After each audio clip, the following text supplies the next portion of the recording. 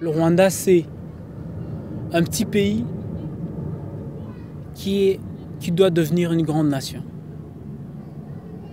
C'est le pari que je fais et c'est l'enjeu du moment. Faire partie de la diaspora, c'est encore faire connaître le Rwanda. Dire à tous les gens qui disent encore du mal de mon pays, non, vous vous trompez.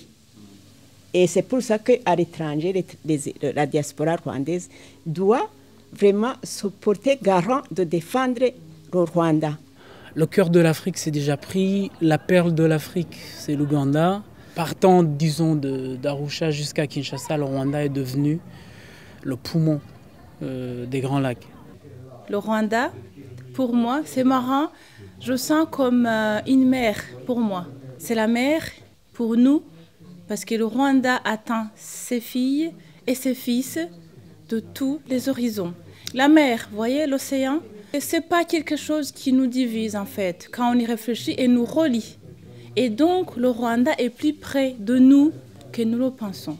Pour moi, c'est très simple.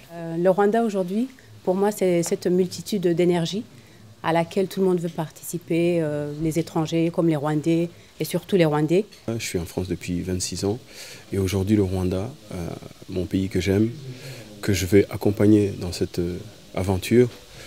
Je suis chanteur et je viens de créer une chanson qui s'appelle Ntusige. Donc Ntusige veut dire ne me laisse pas, je dois faire partie de toi, de cette aventure. Je pense que la communauté rwandaise aujourd'hui est un exemple parfait de rassemblement, compte tenu du fait qu'on a une histoire qui a pu être forte à certaines époques et qu'aujourd'hui on voit une communauté en cohésion qui essaie d'avancer vers le futur et de construire demain. Le Rwanda offre des étincelles, on peut y être pour être inspiré, on peut y vivre pour écrire et pour lire sur chaque colline qu'on monte et qu'on redescend, mais pas en douleur, mais en joie. Le Rwanda aujourd'hui, c'est son peuple. Un peuple qui est très courageux, qui veut s'en sortir et qui réussit en fait.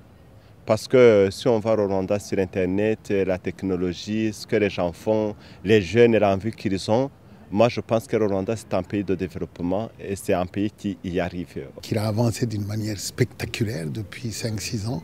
Et le Rwanda d'aujourd'hui c'est un pays qui est résolument décidé à se développer, à ce que les gens travaillent, à ce que les gens étudient. J'ai vu, bon bien sûr les jeunes, les enfants, mais il y a des femmes et des hommes qui étudient, qui sont à l'université à 50 ans.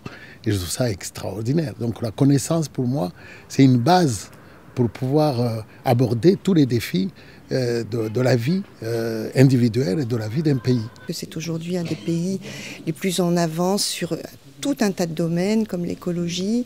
C'est un pays qui peut donner des leçons à beaucoup d'autres. Je connais beaucoup de pays africains. Quand on dit la Côte d'Ivoire, ce n'est pas un peuple ivoirien, ça n'existe pas. Alors que le Rwanda, c'est un pays qui coïncide avec son peuple rwandais.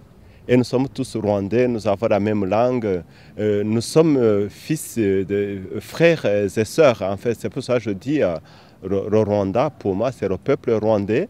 Et c'est le peuple aussi, le Rwanda, c'est le pays d'un peuple qui a beaucoup de courage.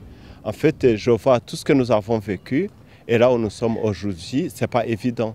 Beaucoup de gens vont te dire mais comment ça se peut que le Rwanda se développe si vite et arrive à des progrès si importants avec tout ce que le Rwanda a connu. Donc c'est pour ça que je dis que le Rwanda c'est un pays des Rwandais et des gens de courage et des gens qui y arrivent parce qu'il y a des résultats. Voilà.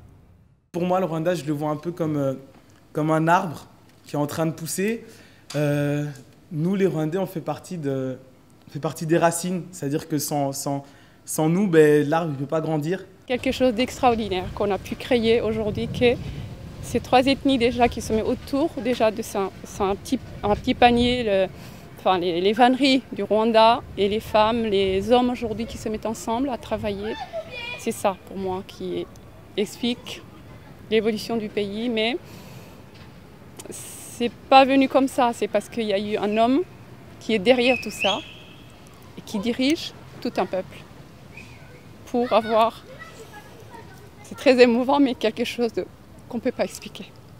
Ma pierre que je peux amener à cet édifice, c'est de chanter pour le Rwanda, de porter la parole très haut et de dire que j'invite les Rwandais, déjà de France et d'ailleurs, à venir le 11 septembre pour voir un peu de quoi on parle au Rwanda. Dans les années à venir, c'est pour montrer que le Rwanda existe et parle. Voilà, je pense que ça passe par des événements comme celui du 11, où je pense qu'il faut être présent nombreux, parce que c'est en se voyant les uns les autres, en pouvant échanger dans des moments forts comme la venue du président, qu'on peut se reprendre des énergies et construire les synergies pour pouvoir avancer vers un lendemain plus fort. Voilà.